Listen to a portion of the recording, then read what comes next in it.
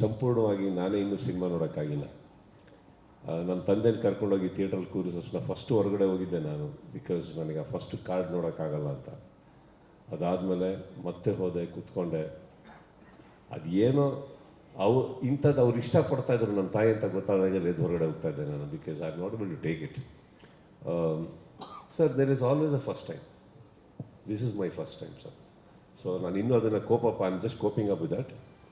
But ನಮ್ಮ father ತುಂಬ emotional ಆದರು ಸಿನಿಮಾ ನೋಡಿ.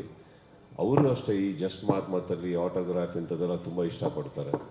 He also loved the films because of ಅದರೊಳಗೆ ಇರೋವಂಥ ಕೆಲವು ಲಾಜಿಕ್ ಸೀನ್ಸ್, ಬಿಕಾಸ್ ಅವ್ನು the purpose of the cinema ಅಂತ ಹೇಳೋಣ, ಅದು ತುಂಬ ಇಷ್ಟಪಟ್ಟರು ಅವರು. ಆ್ಯಂಡ್ ಅದಾದಮೇಲೆ ಬೈಸೆಕ್ಟ್ ಮಾಡಿ ಮಾಡಿ ಮಾಡಿ ನನ್ನ ಸಿಸ್ಟರ್ಸ್ ಹತ್ರ ಎಲ್ಲ ಮಾತಾಡಿದ್ದಾರೆ, ಅವ್ರು ನನ್ನ ಹತ್ರ ಮಾತಾಡಲ್ಲ. ಆ ಸೀಕ್ರೆಸಿ ನಾನು ಹಾಗೆ ಬಿಟ್ಬಿಡ್ತೀನಿ, ಐ ಡೋಂಟ್ ಡಿಗ್ ಇನ್.